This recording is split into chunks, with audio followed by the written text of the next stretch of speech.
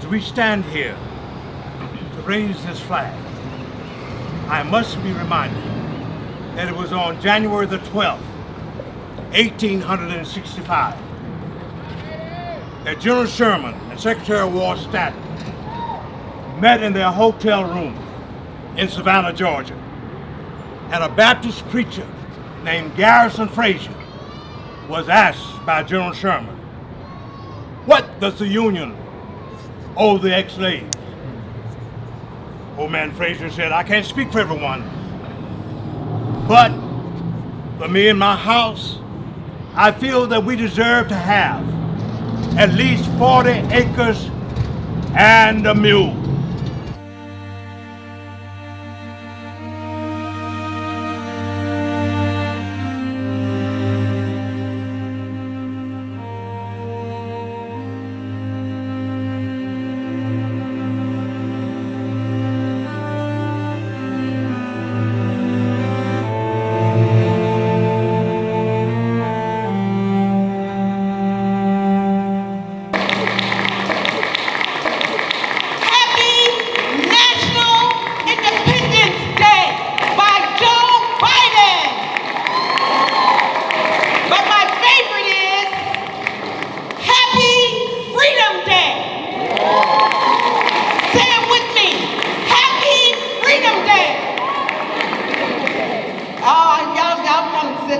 Slow and poor on that. I'm gonna try it again. Happy Freedom Day! Happy Freedom Day! That's right, all power to the people. My name is Felicia Jones. I am the founder of Wealth and Disparities in the Black community. I am serving as a host for this special event, Mayor London Nicole Breed's first Juneteenth celebration kickoff.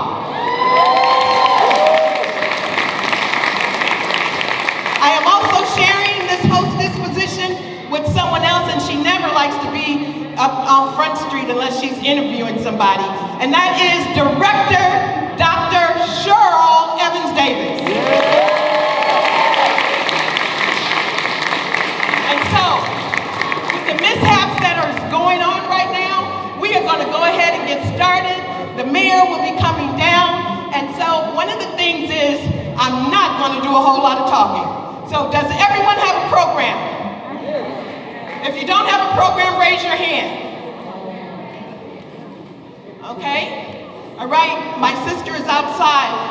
Let's get some programs for everyone. And so what we're going to do right now, we're going to start with the libation. And the guys are going to come up and they're going to introduce themselves.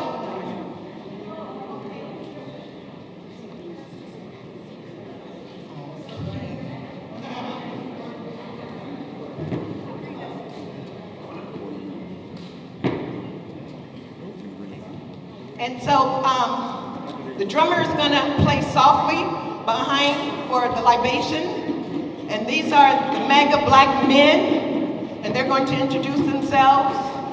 And then after that, we're going to have Sang and Sarah give us the Negro National Anthem. And I'll come back after Sang and Sarah let you guys have it, okay, in a real way. Thank you.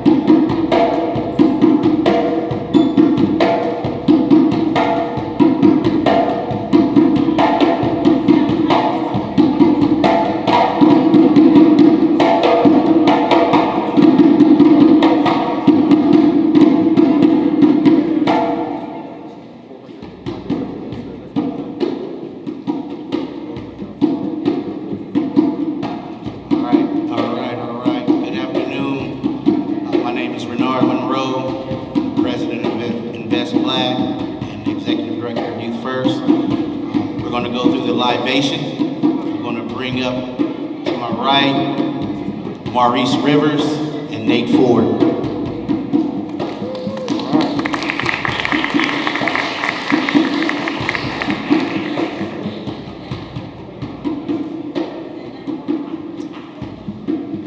libation is our connection to the past and our roadmap to a better future. The purpose of the libation is to remember and honor those who walked and worked before us and thus paved the path which we now walk. We pour in the direction of the four winds, north, south, east, and west. For Africa, our motherland, and all others unknown and known who defended our ancestral land and history, we pour.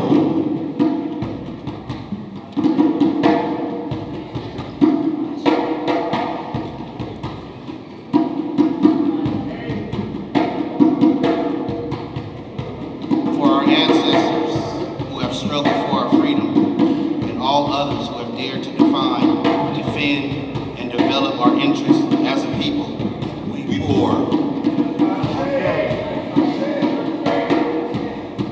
for our elders who have helped give us wisdom and strength, for our fathers and mothers who rest in the valley of the departed, we ask that you yell out someone who is in the dearly departed.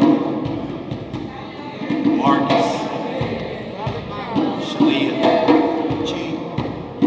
We pour. We pour. For the youth who represent the future of tomorrow, We pour.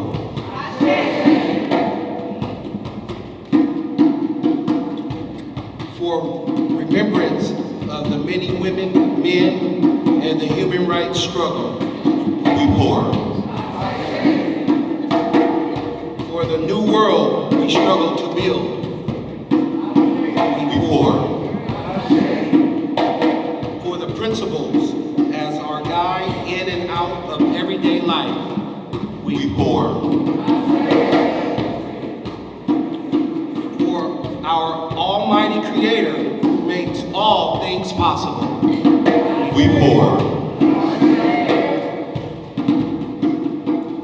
Gonna do one more we pour. We need everybody to join in with us.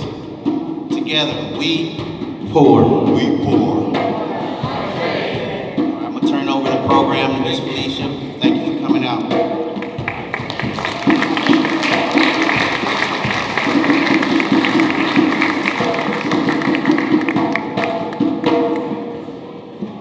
Can we all stand for the singing of the Negro National Anthem?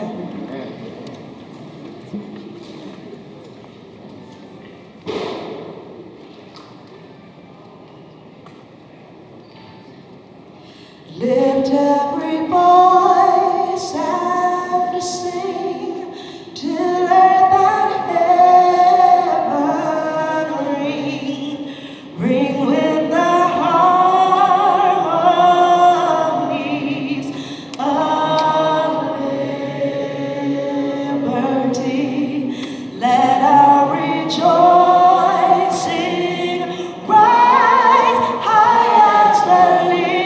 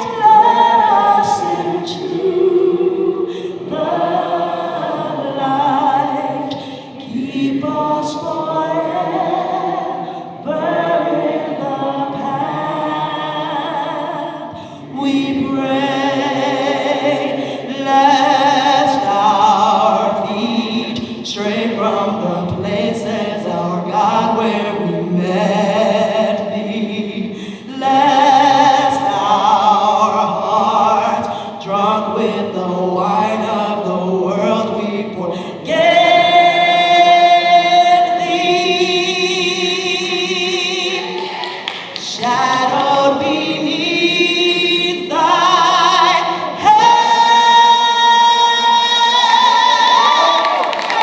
faithful forever stand, true to our God, true to our native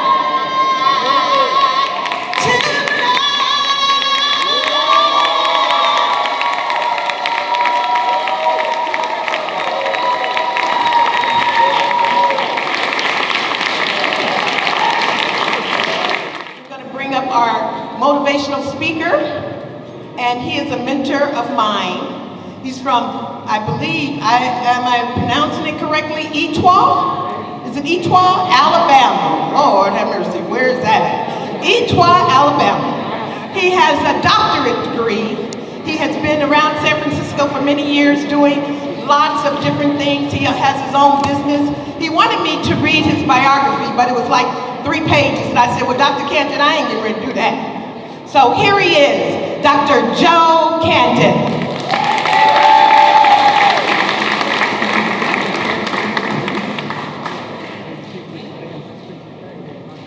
Good morning. Before I speak in the African tradition, would the elder person in the audience give me permission to speak? Will that person stand and give me permission? I, Brown, give you permission to speak. Thank you, Dr. Brown. Assalamu alaikum. Peace be with you. Kabar Ghani. That's Swahili for those folks who study the language. It means, what is the news? Kabar Ghani. And of course, my Christian friends, hallelujah. Praise God. My talk today, I wanted to give it a different twist. You didn't want to hear the straight dates and times and then. So I gave it a title. It's called The Great Illusion of Emancipation Without Reparations. And our quest for freedom continues. Let us imagine, if it's possible, how the slaves in Texas received the news of their emancipation on that day, June 19, 1865. With the jubilation of the officials in Washington when President Joe Biden signed into law, making Juneteenth a federal holiday, June 17, 2021. And somebody said, well, why do you embrace your past so much? I embrace it because I am what the past looked like. I am the results of my ancestors who gave only the blood, sweat, and tears for me to be here. And I'm standing on their shoulders and their sacrifice. This is the year where we commemorate the first year of Juneteenth being a national holiday here in the United States. And that is an important milestone.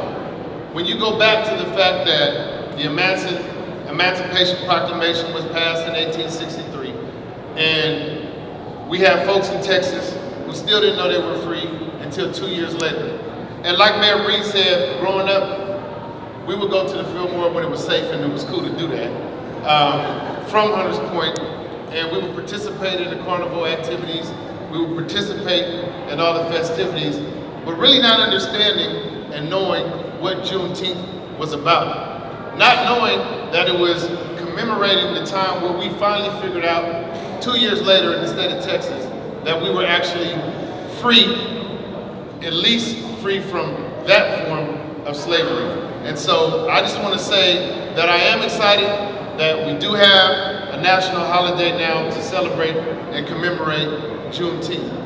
I also want to say that this is a great time for black folks here in San Francisco. It's a great time for black folks here in San Francisco.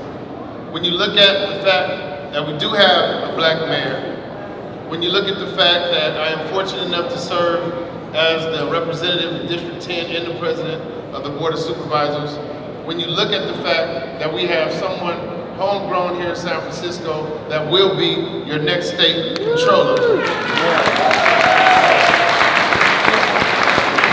When you look at the leadership that we have at some city departments, at USF, at our other academic institutions, at our nonprofit organizations, there's a lot of black leadership here in San Francisco, and a lot of things that are happening to move us forward as a people. And with that said, there's still much more work for us to do. We cannot stop at the Dream Keeper Initiative. We cannot stop at neighborhood preference legislation. We cannot stop at right to return legislation. We cannot stop at a reparations task force. We will not achieve until we actually achieve true reparations for black people here in San Francisco. And what is exciting is we are at a pivotal time where we actually got legislation unanimously approved to put a reparations task force together here in this city. That is now doing the work of coming up with a strategy and plan of how we're going to address all the injustices that have existed for black people, not just here in this country, but right here in San Francisco. So as we celebrate Juneteenth this week, as we get ready to participate in all the festivities over the next week, let's not forget that we still have much more work to do, and the only way we're going to get it done is by working together. Happy Juneteenth, everyone. Thank you so much for celebrating with us right here in City Hall.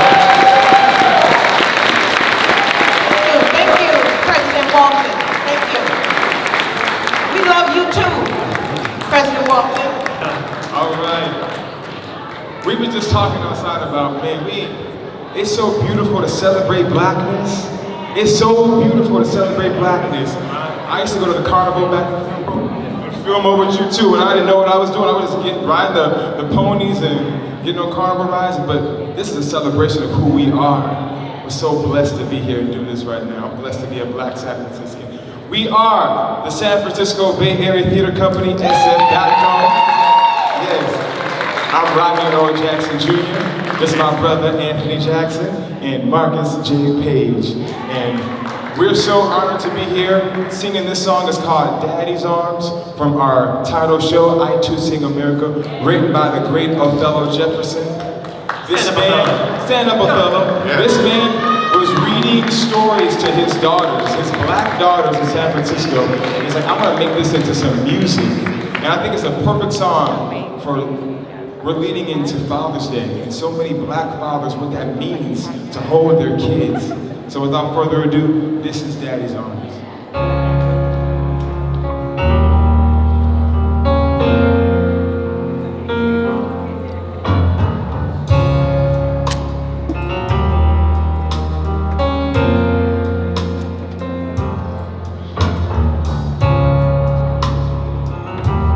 In Daddy's arms,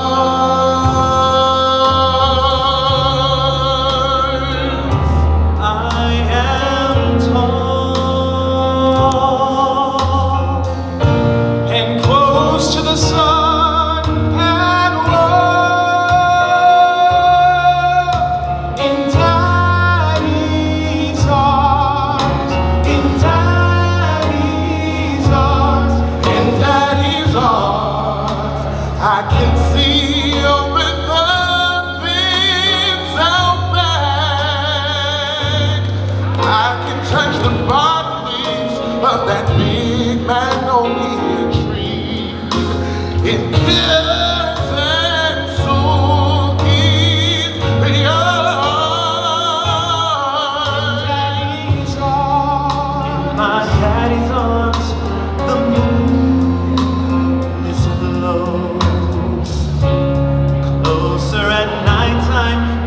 I can almost touch it when it grins back at me from a wide twinkling sky.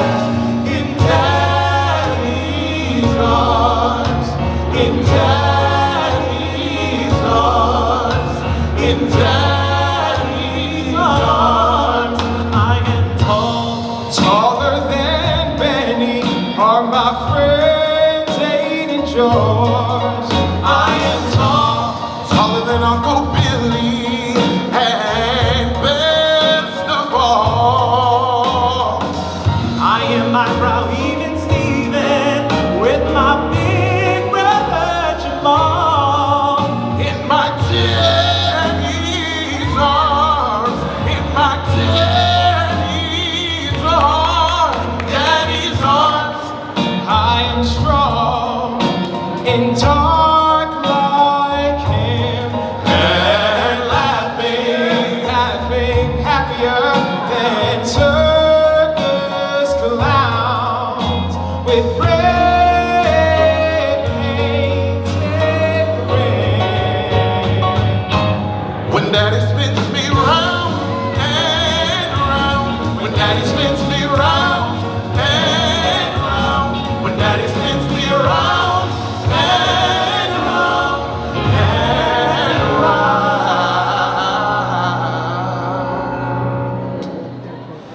And when the whole world is crazy upside down,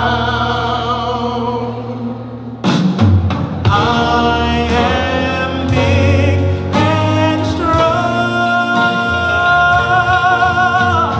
I am big and strong.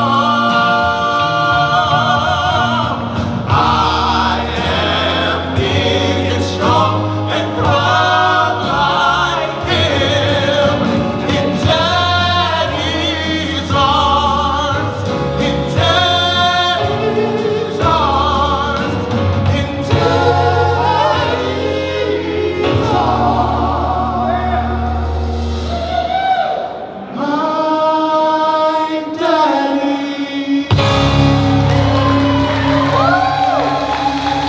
Daddy's arms. Thank you so much.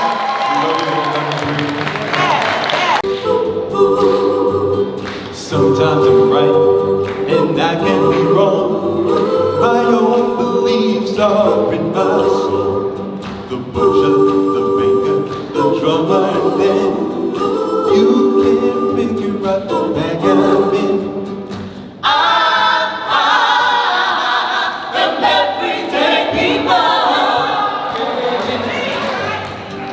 There is a blue one who can't accept the green one, for living with the fat one, trying to be a skinny one. Different strokes for different folks, and so on and so on, and Scooby-Dooby-Dooby. Ooh, sha-sha. We got to live together. I am no better, and neither are you. We are the same, whatever we do. You love me, you need me, you know me, and then you can't figure out the room I'm in. I am everyday people. There is a long hair that doesn't like the short hair, for being such a rich one that will not help the poor one. Different strokes for different folks, and so on and so on, and Scooby-Dooby-Dooby. Ooh, sha-sha. We got to live together. There is a yellow one that won't accept the black, one that won't accept the red, one that won't accept the white one. Different strokes for different folks, and so on and so on, and Scooby-Dooby-Dooby. Ooh, sha-sha. I am everyday people.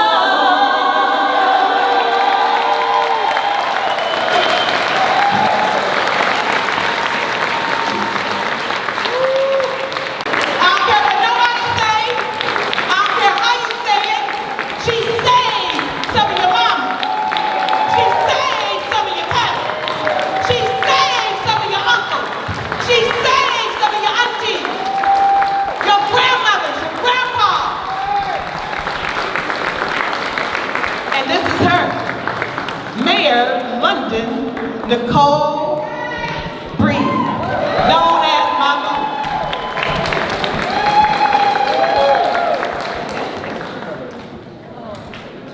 And you're looking good in that red and gold. Go ahead on, struggle. Thank you, Felicia. And I think we have another, Dr. Canton, I think we have another preacher amongst our midst. Felicia Jones, thank you so much for your hard work, for coordinating this event, and for everything that you do to support and uplift the people of African American descent in this city. If nobody has your back, Felicia has your back. And the work and the battles that she continues to fight have such a tremendous impact on a lot of the decisions that I'm also making as mayor, even though we sometimes have arguments privately. It's because we love our community. It's because we believe in our community and we want to uplift our community in San Francisco after such a very challenging time, but also a challenging history. And Dr. Canton today spoke about that history because I know for me, growing up, Juneteenth was a party. Juneteenth was fun. Juneteenth was carnival rides and seeing the horses go down Fillmore Street and being able to come together as a community and to see folks on stage and see all these magnificent things. See, at that time, we didn't have cell phones and social media and all that, so we actually talked to each other and engaged with one another a lot differently. But it's also so critically important to talk about the history and to just remind people of many of the challenges that are in our recent history. This is not so long ago in American history, and in fact, as Dr. Canton talked about the history of Juneteenth overall, I wanted to just touch a little bit on the history of Juneteenth in San Francisco. Arguably, and you know, I see Reverend Brown in the audience, so he will correct me if I'm wrong, but arguably going back since around 1945, when Dr. Wesley Johnson, who was the owner of the Texas Playhouse on Fillmore Street. How many of you hung out there? No? Reverend Brown? No? But many of us know about this rich history of San Francisco being known as the Harlem of the West and having people like Duke Ellington and Billie Holiday and folks come from all over the world to play in Fillmore. But before that, so many African Americans migrated here from Texas, including Dr. Wesley Johnson Sr., my grandmother and her siblings and others, came here for what they thought would be a better life. They joined the military, they worked on the shipyard, they worked hard in domestic work and a number of things that built this city of San Francisco. But then when it was time to let your hair down and come together, the place to be was Fillmore Street. And we also know that there are a lot of other communities where African Americans also lived, in the Bayview, in Lakeview, and other places. And Fillmore Street was just that gathering space. So Juneteenth, dating back to maybe 1945 and somewhat becoming a little bit more official in 1950, people came out with their best attire, celebrating Freedom Day. Celebrating freedom, but also presenting a renewed call to action. Wanting to see things change for the African American community. Even back then, as redevelopment began the process of pretty much destroying the Fillmore community with bulldozers and not a lot of input from this community. So when you think about the past, not just the slavery and the challenges that existed, but it means in the process of our celebrations and in the process of being excited and happy about having so many affluent African Americans in this city in prominent positions and doing well in life, we still know that even today, in 2022, disproportionately, in a city that used to be at its height, close to 16% African Americans and now at about 5% or less, we still see significant racial disparities. Racial disparities in homelessness and the criminal justice system and housing access and you name it. So I want you all to know that as I celebrate Juneteenth, that 365 days out of the year and 366 on leap year, I'm thinking about this community, its history, the challenges, and our need to make significant investments in addressing those disparities. Significant investments that are going to focus on what we need to do to turn it around. The Dreamkeeper Initiative, and I want to thank Cheryl Davis for her work and her advocacy.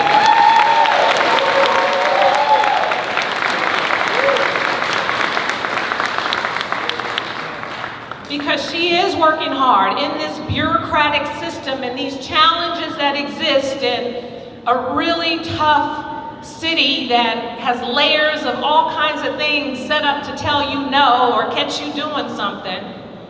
She's working through this system to provide support and resources to many organizations and people that serve the community with the goal of serving the community because lives are on the line. Our future in this city is on the line. And if ever there was a time to see things transform, the time is now. I see in this Juneteenth celebration, I am hopeful. I'm hopeful about the future because even just yesterday, not only providing scholarships to some of our young people who are going on to places like UC Berkeley and Harvard and all these other extraordinary schools I'm blown away by. I'm hopeful because in some of our reentry programs where now people I know and I grew up with who deserve a second chance have a safe, affordable place to call home and an opportunity to rebuild their lives. I'm hopeful because the C-Notes, who are going to be performing today, just released their first album, and man, let me tell you, these kids who are now becoming teenagers could be doing a lot of other things, and they are using their musical talent to uplift the community. I am hopeful about the future. Juneteenth gives us a time to reflect on that history. And yes, it's a challenging history. But it's also a history where it demonstrates our resilience as a people.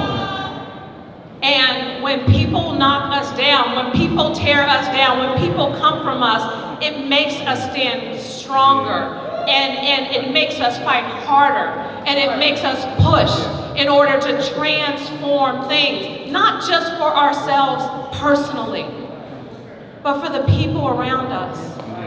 The grandmothers who raised us, the people we played tag with growing up and hopscotch. I don't know if you kids play that still. But that's what I think about when doing this job every single day. My experiences are what dictate my decisions for a brighter day, for African Americans, for Black people, and yes, it's okay to say Black people in the city and county of San Francisco.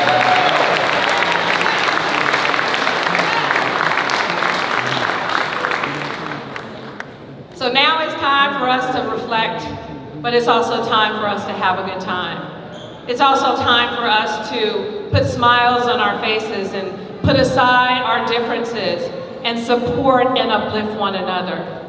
That's what it's time for, because we are definitely stronger when we are working together. We are definitely stronger when we're able to do wonderful events like this, when we're able to cut those ribbons of new housing and see Black people get into that housing. We're stronger when we're able to uplift our kids and go and see great performances and support one another. And I can't wait until the next couple of years, because I think that especially the work we're doing around the Dreamkeeper Initiative, where we are committing to investing $60 million specifically in the African American every single year to deal with the disparities, is so important. And I want to say,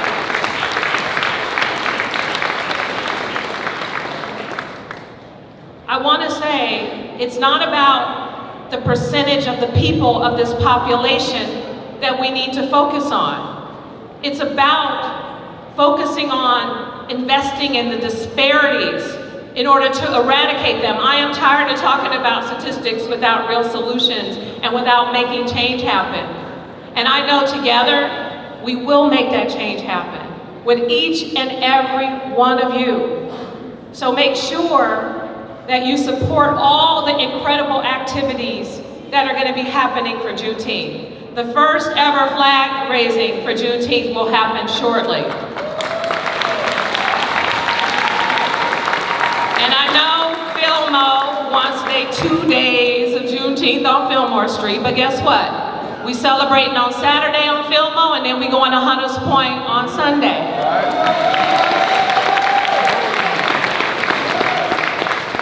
There are a lot of different groups that have come together to host events, to hold art exhibits, to host things that celebrate Juneteenth in all aspects. Our community is just not one community. We come from different parts of the city, but we have different layers to this community. And so when we celebrate Juneteenth, I think Mega Black or other groups are creating calendars with all the various events to just really highlight how fun this time is going to be, but also how uplifting. So I want to thank each and every one of you for coming to celebrate this kickoff/flag raising. I want to thank all of our honored guests who are here today joining us. You'll hear from the President of the Board of Supervisors, Shaman Walton, shortly, but thank you, Scott Wiener, our Senator, Joaquin Torres, our Assessor Recorder, our new Supervisor, Matt Dorsey, our Police Chief, who I almost didn't recognize because he's in civilian clothes, our Supervisor, Catherine Stephanie, Supervisor, Connie Chan, and someone who just pretty much won the Democratic nomination to become the next state controller of the state of California, Malia Cohen, will be the first Black woman in this position. So we have so much to be proud about, and we have so much to look forward to. So Black people, let's stay hopeful, and let's make San Francisco remember who we are and what we represent. Thank you all so much.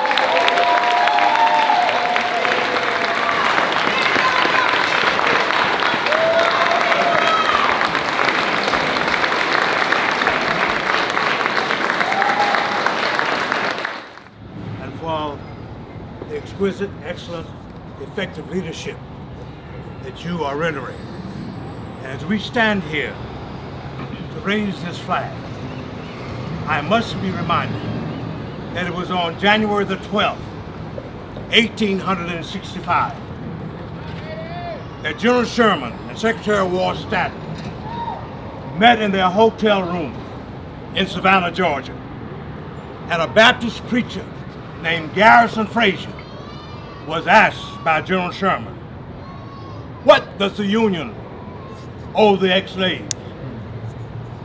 Old man Frazier said, "I can't speak for everyone, but for me and my house, I feel that we deserve to have at least 40 acres and a mule." And from that response, from that retort, General Sherman issued Field Order Number 15 that set aside 40 acres and a mule from the coast of Florida up to South Carolina into Georgia, Alabama, and Mississippi. But we know that it was that man who succeeded Abraham Lincoln, Andrew Johnson, who didn't take a liking to what General Sherman had done after President Lincoln was assassinated on April the 15th, 1865. And consequently, we didn't have the pleasure and the blessing of our being enfranchised and having ownership of land, to be a people who would have the opportunity to take advantage of that Emancipation Proclamation that got to Galveston, Texas on the date of 1865, June the 19th. But out of all of those disappointments, we can say we still raise high the hope of the fulfillment of the day when we shall have land for our people, when we shall have quality education, when we shall have our economic empowerment, when we shall have the celebration of our culture and exquisitely celebrated back in the Fillmore, where we shall make it more and say to all the world, we are somebody and we're still here. So let there be power to the people. We raise this flag to say, may it wave on, to bring hope to our people and to give dignity to our children. Let the church and everybody else say amen. Amen. Go ahead and put a flag. Yeah. All right, yeah.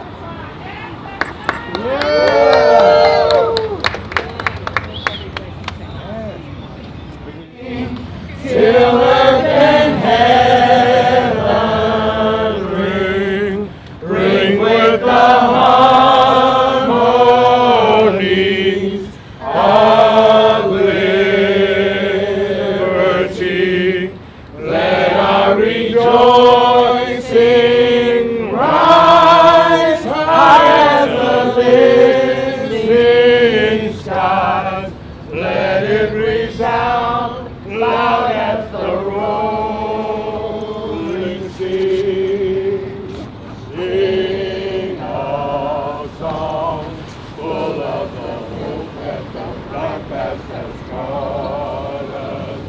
Sing a song full of the hope that the present has brought us. Facing the rising sun of a new day begun. Let us march on till victory is won.